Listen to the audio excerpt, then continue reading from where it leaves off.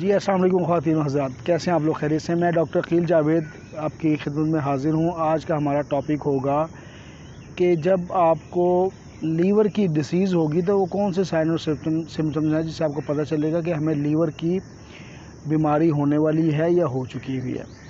سب سے پہلا سائن اور سمٹم جو ہے وہ ایبڈومینل پین اور یا سویلنگ ہوگی، یعنی کہ پیٹ میں درد یا سویلنگ محسوس ہوگی۔ میں ڈاکٹر عقیل جاوید، جن لوگوں نے ابھی ہمارا چینل سبسکرائب نہیں کیا ان سے اپیل ہے کہ ہمارا چینل سبسکرائب کر دیں، ویڈیو کو لائک کر دیں، شیئر کر دیں اور بیل آئیکن کو دبا دیں تاکہ اگر ہم دوبارہ کوئی ویڈیو اپلوڈ کریں تو آپ کو مل جائے۔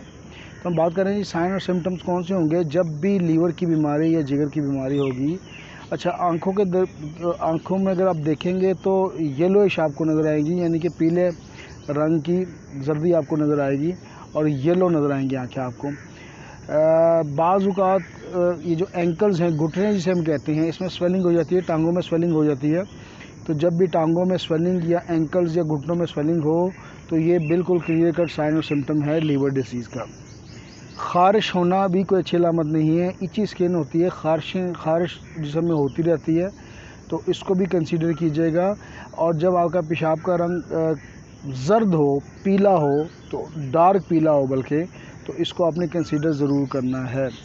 اس کے علاوہ پاخانے کا کلر جو ہے وہ بھی زرد ہو تو آپ نے یہ کنسیڈر کرنا ہے کہ لیور کی یا تو بیماری ہو چکی ہوئی ہے یا ہونے والی ہے۔ اس کے بعد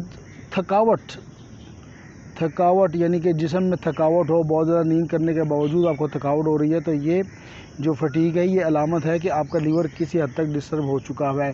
اس کے علاوہ متلی یا وامٹنگ، الٹی یا متلی، یعنی کہ نوزیا یا متلی ہو، آپ کو نوزیا ہو یا الٹی ہو یعنی کہ وامٹ ہو، تو یہ بھی لیور کے ڈسٹربنس کی علامت ہے۔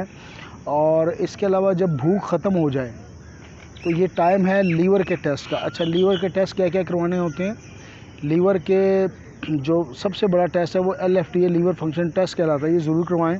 اس کے علاوہ الٹرا ساؤنڈ کروائیں، اس میں اگر فیٹی لیور ہوگا تو الٹرا ساؤنڈ میں ڈائگنوز ہو جائے گا۔ تو ultra sound, abdominal ultra sound آپ نے ریکویسٹ کرنی ہے اور اس میں آپ نے KUB والی کڈنی یوریٹر اور بلیڈر والی انویسٹیگیشن لینی ہے۔ تو میں ڈاکٹر عقیل جاوید آپ کی خدمت میں، دیکھتے رہیے میرا چینل۔